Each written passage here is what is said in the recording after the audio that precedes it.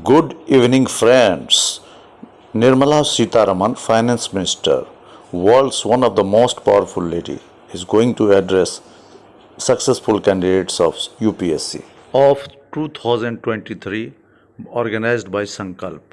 आप की जो प्रमुख विशेषता जिसके कारण से पूरा देश आपको विशेष रूप से परिचित है, भारत आज जब एक महाशक्ति के रूप में अपना स्थान बना रहा है, माननीय प्रधानमंत्री जी ने भी अमेरिका में जिस बात का उल्लेख किया, उनके नेतृत्व में भारत 3 ट्रिलियन डॉलर की अर्थव्यवस्था तक पहुंच गया और 2022 में वित्त मंत्री के रूप में आपके कार्यकाल में भारत दुनिया की 5वीं सबसे बड़ी अर्थव्यवस्था बन गई। आपका बहुत बहुत अभिनंदन। आप फोर्ब्स 2022 की विश्व की 100 सबसे शक्तिशाली महिलाओं की सूची में भी शामिल हैं। आपका हम बहुत अभिनंदन करते हैं। सबको नमस्कार। My cabinet colleagues, Dharmendra Pradhan ji and Dr. Virendra Kumar ji,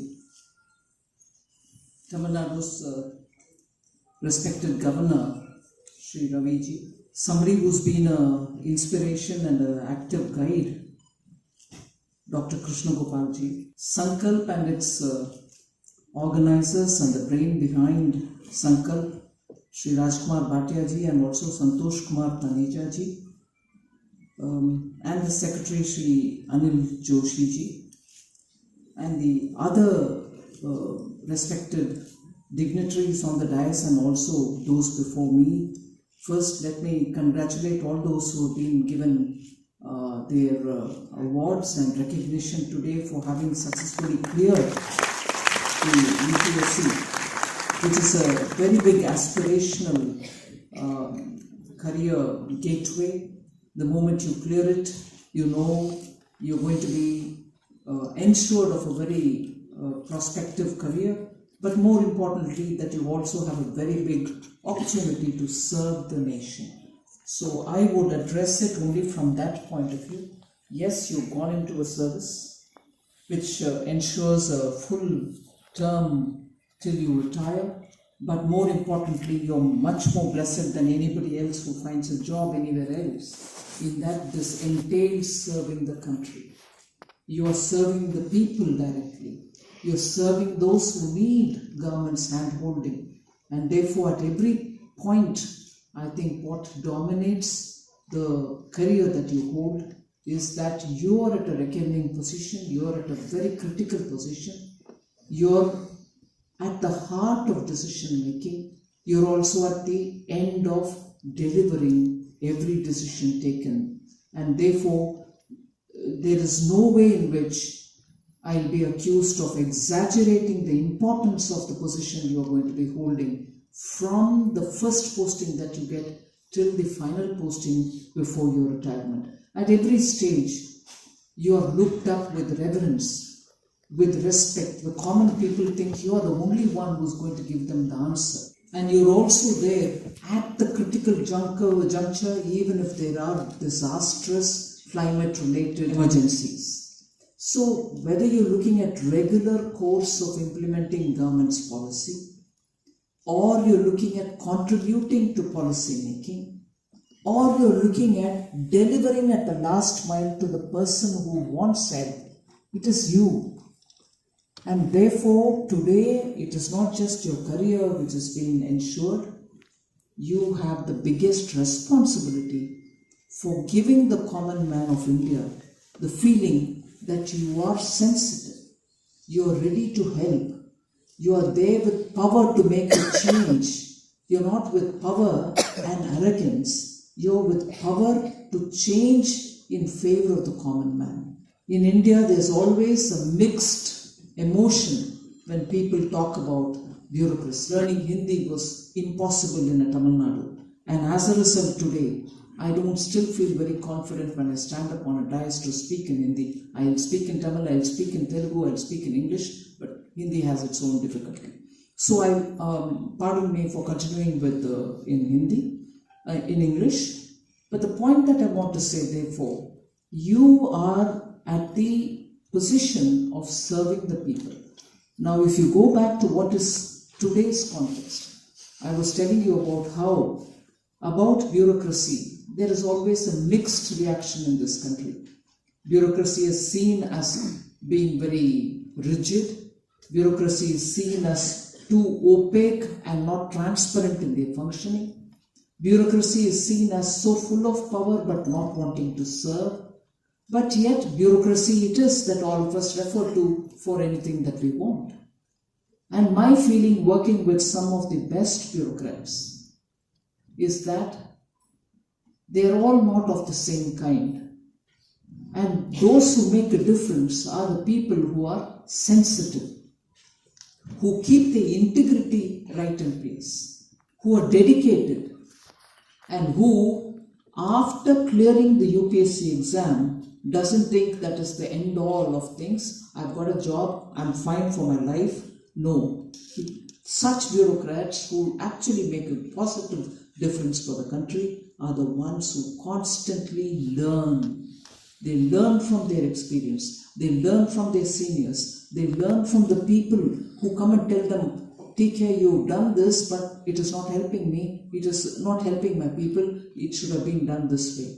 So at every stage after now, I would underline it was one thing for you to have spent 1 full year or 2 full years in preparing for UPSC and clearing that exam.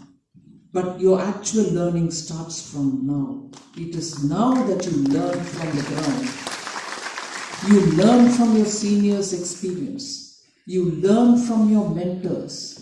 You learn from past experiences of people who tell you, last time meaning at least some years ago, we had somebody who was here who did it like this, but it didn't help us. So you are at an advantage to learn from so many different sources. So you should, I think today, rededicate yourself to do intense learning, but not the kind which helped you to pass the exam, but the kind which will help you to help common people. So that is one thing which I'll put before you. I'll also put before you that Honorable Prime Minister places a lot of importance on duty, kartavya. That is why you will see that Rajpath is not anymore Rajpath in this country, because there is no Raj. It is the duty with which each one of us are there, and therefore that Rajpath is now kartavya. One of the first things that Honorable Prime Minister did when he came to office in 2014 was to look at how bureaucracy on the whole can be made relevant for today's India. There should not be a residual memory of the Imperial Raj, of the British Raj. We may have copied the system, the template, but does that template yield to India's conditions? There have been attempts severally earlier, but what Honorable Prime Minister has done this time is from 2014 he is talking about Mission Karma Yogi, which is nothing but keeping the bureaucracy in mind, bringing adaptations and changes so that bureaucracy serves the people rather than to think we are the bosses, we are the people who will decide what to do, and therefore have that ruler attitude. No, the bureaucracy is a serving person. He is not the ruler. He facilitates what the rulers, in the sense elected representatives, have decided that has to be done for the common people's good. So the bureaucracy is a facilitator. So Mission Karma Yogi, in which Honorable Prime Minister has invested a lot of his experience, having seen bureaucracy work with them in Gujarat, having seen how they can be modelled after serving India, particularly having seen Gujarat's earthquake, post which he became a chief minister, and in his experience what he expected the bureaucracy to do for the common people, not just when there is an emergency, but even otherwise. So Mission Karma Yogi, which is going on from 2014 till today, has actually brought in a lot of changes. In fact, a lot of such changes that bureaucracy will know that it is not for them to assume that I've got power now, I can do anything, but you're going to have to be a lot more responsive. One of the decisions, in fact, was also to take all officers who belong to Jammu and Kashmir back to Jammu and Kashmir, irrespective of the cadre in which they may be. Somebody would be in Assam or somebody might be in Karnataka, but if they belong to J&K, they were taken back there to say now J&K needs after Article 370. It requires a lot more, making that state a lot more robust, a lot more yielding to the needs of the people there. They have been denied a lot of rights all these 70 years. So post 370, who will be the most appropriate to be there? People who are born there. People who were born probably not living there. So you were taken back. Those people were taken back to serve J&K. So that is one point I want to highlight, that a lot of tuning has happened in the civil service. And that is why today we refer to when Honorable Minister Dharmendra Pradhan said, the future of India is resting on your shoulders. It's a very, very potent sentence that he said, very powerful line, very rich lines, and so full of, what it implies. It's all on your shoulders that the next 25 years, which we call as Amrit Kaal, leading to India at 2047. So what is 2047 going to be? Is it going to be like any other year? No. We want 2047, a year by which India would be developed. Now, how is that going to be possible? It is going to be possible only by you young officers who in those 25 years will build and take your career forward in the service of the people. And if you are not conscious that we are setting the goal today for a developed India by 2047, how will you serve the people of India? How and what kind of vision this statement has? You should live that statement through and make sure that the hardworking people, the people who are doing their own business or people who are doing their trade, have all got to have that opportunity to make sure by 2047 India becomes a developed country, for which, therefore, Amrit Kaal is not just going to be Amrit Kaal, it is going to be Kartavya Kaal. It's going to be Kartavya Kaal. All of us will have to actually dedicate ourselves to build this country. And to dedicate oneself to build this country, no better opportunity than this time, this moment, this event, when all of you have received such kind of recognition. And therefore, I would appeal to you that India needs your dedication. India needs to have you upgrading your knowledge, upgrading your skills. And you need to have to practice a lot more, working with the people and not remain aloof in your office.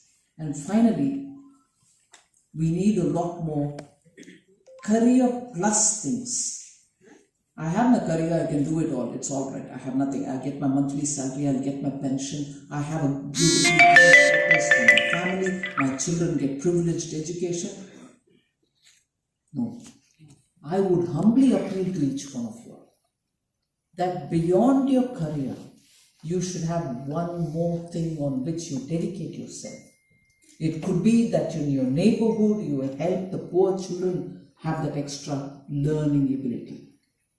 Like what Sankalp has done, to provide free, absolutely free accommodation, free food, free coaching for those who desperately need it and who prove themselves by getting through this exam.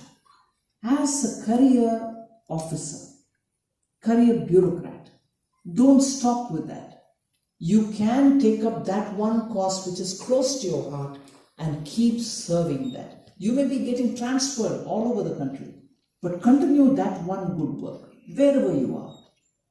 I'll promote millets, Sri Anna. Throughout your life you do it, other than your career. I'll help Divyang students. Minister Vinod Kumar is here, social welfare, he does so much of hard work. You want to help Divyang? Do it. You want to make sure that no village remains without a drinking water source? Do that. But take, other than your career, just one more such activity which will help the people who so desperately need it. So thank you for giving me this opportunity. All the very best.